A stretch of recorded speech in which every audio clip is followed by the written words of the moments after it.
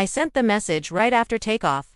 Group chat, no dramatic punctuation, no desperate emojis, just flight lands at 3:00 p.m. Can someone pick me up? I just buried my husband. A military funeral overseas, folded flag, 21 guns. A casket that felt heavier than anything I've ever carried, though I wasn't the one lifting it. We'd been married for years. Most of those spent apart. Deployments don't care about anniversaries. But love doesn't keep receipts. So I didn't ask for much, just a ride home. The reply came before we even reached cruising altitude. My brother, we're busy. Try Uber. Then 2 minutes later. My mom, why didn't you plan better? No. How was the funeral? No. We're so sorry. No. We're proud of him. Just that cold, fast, clean. I sat by the window, the plane lifting above the clouds, and stared into the kind of silence that doesn't come from grief. It comes from realization. You think family holds you, but sometimes they hold the knife. So, I typed one sentence back. No worries. That was it. No fight, no guilt trip, just silence. When we landed, I didn't cry, didn't beg. I pulled my coat tight, walked past the baggage carousel, past the other passengers hugging their people, and stepped into a black SUV already waiting by the curb. Because here's the thing, while they were busy, while they were judging, they didn't know who else had flown back with me or what ID brought with me from the base or who was waiting behind the headlines. That night, I didn't send a follow-up message. Didn't post a single word. But when the 9 o'clock news started, when their phones lit up with live coverage, I know they saw it. I know they dropped their forks. I know my mother's wine glass hit the tile. And I know one thing for sure. They'll never forget what I did next. The clip ran less than 60 seconds, but that's all it took. Evening news, middle of the broadcast, right after the weather, right before sports. The anchor spoke with that trained.com, the kind that delivers tragedies and triumphs, in the same breath. Today, a widow returned home from her husband's overseas military burial alone, but not unnoticed. Then came the footage. Black SUV, airport curb. Me stepping out, still in black, flag folded, triangle held against my chest. And behind me, 3 uniformed Marines, 2 women, 1 man, all in full dress. They didn't just escort me. They stood behind me, shoulders squared, back straight like shields. The camera zoomed in just enough to capture the moment. I turned and handed something to one of them. A small box, white ribboned. The reporter continued. In an unexpected twist, the widow was met not by family, but by her husband's former unit, who arranged a military-led tribute and personal escort. She declined interviews, but left behind one handwritten note for the press, and then the screen filled with it. My handwriting, my words, clear, steady. If you ever find yourself standing alone at the edge of grief, don't look for people who left you there. Look for the ones who show up. Anyway, they didn't say my full name, but they didn't have to. Everyone in that group chat knew exactly what they were watching. The camera panned out. Final shot. Me walking away between 2 Marines, head high back, straight into the black SUV.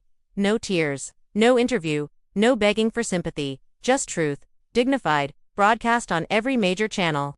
And in living rooms across the city, in my mother's kitchen, in my brother's condo, phones were dropped, forks clattered, silence filled the spaces they thought were safe.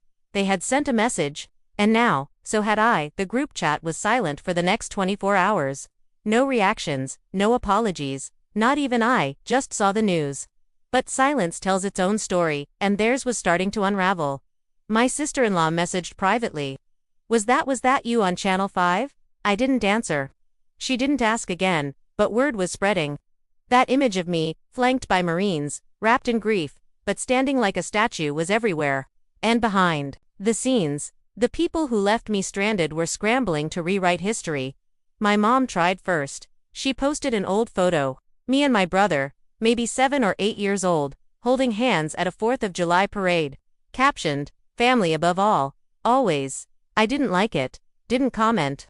Didn't need to because the top reply was from someone else. You didn't even pick her up from the airport. It got shared and then shared again. Not by me, by people who still believe loyalty is a two-way street. Then came my brother's turn. He sent a text. One line. Didn't realize it was that serious. You should have said something. I read it twice, laughed once. As if grief needs to RSVP. As if burying my husband in a country they couldn't even pronounce was something I should have packaged better. Typed one reply, deleted it, typed another, deleted that, too. And finally, I just sent, "You made your choice." So did I know anger? No punctuation, just a mirror.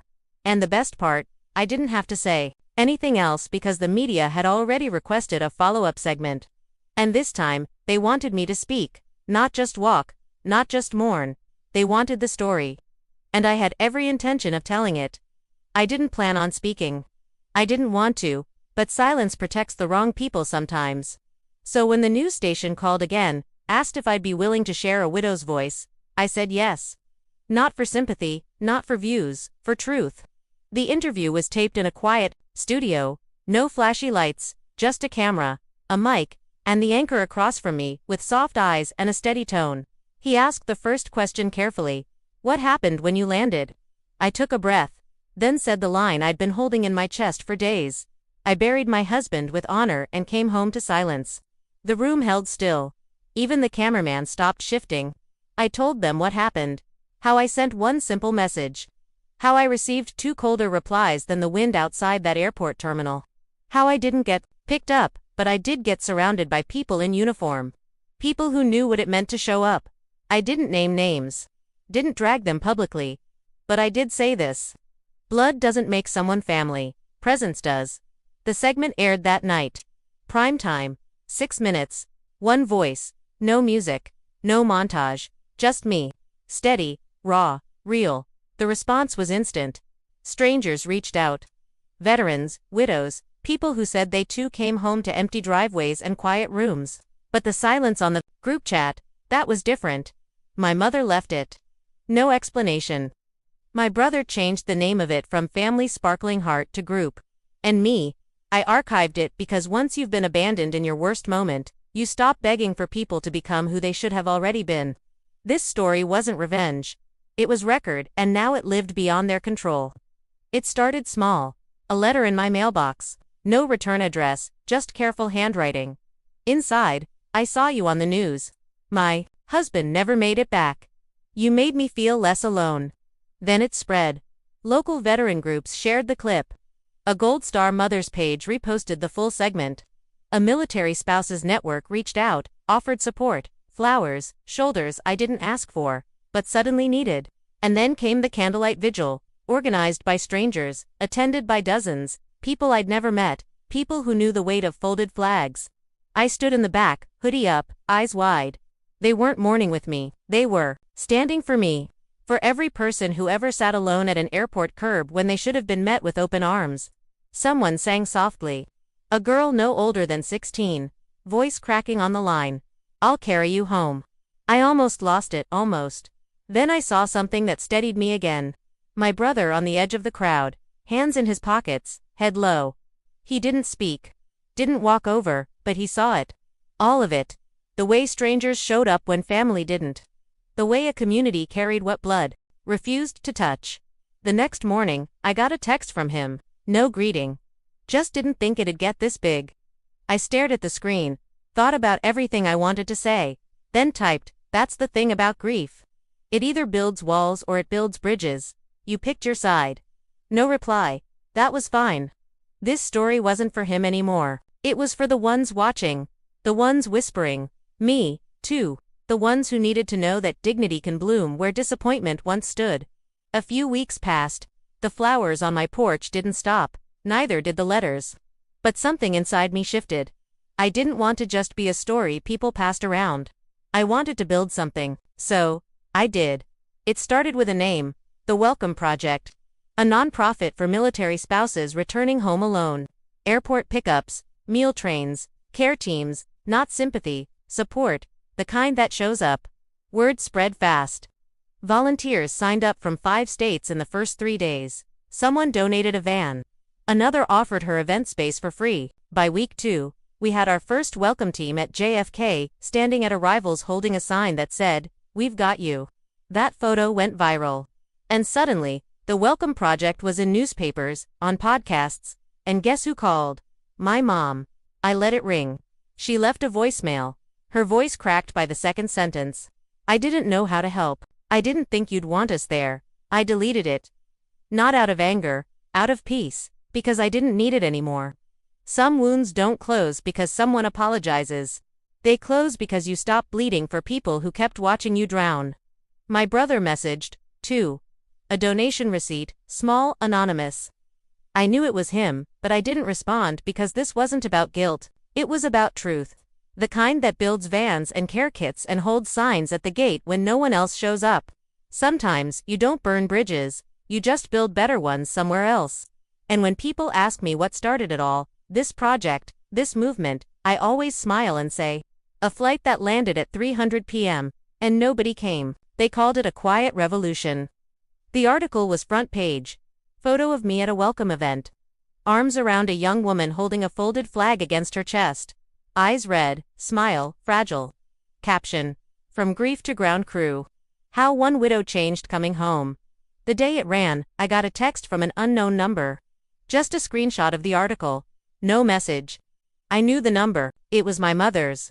That evening, I was invited to speak at a local memorial for military families. Not a performance, not a speech, just a story. I stood at the podium, the air thick with candlelight and wind. Rows of faces looking up, some proud, some shattered, all listening. I told them what happened, but not with bitterness. I didn't name names, didn't point fingers. I said, I came home alone, but I didn't stay that way. I talked about Liam, my husband, his laugh, his letters, the way he once told me, if something ever happens to me, don't let silence win. And I hadn't. When I stepped off the stage, someone touched my elbow. A woman, in pearls, eyes wet. My daughter, she was on your first welcome pickup. You saved her. I shook her hand tight like that moment was all we needed. Behind her in the distance, I saw them. My mother, my brother, standing by a tree. They hadn't been invited. They hadn't announced themselves. They just watched and I let them. No wave, no smile, just the space between us filled with everything they never said. Because sometimes, punishment isn't rage, it's silence. It's being replaced. It's watching strangers clap for the daughter you forgot to meet at the gate. I used to believe closure came with an apology, a text, a phone call. A moment where the people who hurt you finally say the words they should have said when it mattered. But it didn't come like that. It came one night quietly as I stood alone in my kitchen, folding a welcome project t-shirt into a care kit for another widow I'd never met. The house was calm. No more group chats. No more group chats. No more waiting for someone to say, we're here, because now I was the one showing up. And I was never alone. The doorbell rang. A volunteer dropping off supplies. A young couple, newlyweds, both former military. She hugged me like we'd known each other forever, and I realized we had, not in the way family does, in the way truth does, in the way people who survived the silence find each other. I never replied to my mom's last message. I never followed up with my brother's donation, and I never reopened that group chat, because some people bury you in your silence and others lift you in theirs. And that's what I'll tell the next woman who asks how to survive the loneliness. I'll tell her what I learned sitting alone at that terminal. You don't rebuild by waiting for them, you rebuild by becoming what they weren't. And one day when they're watching from the sidelines, when their phones light up with news you never sent directly, when strangers chant your name and they realize your story doesn't include theirs, they'll understand. Too late, but they'll understand. And you'll already be walking forward. Not alone. Never again.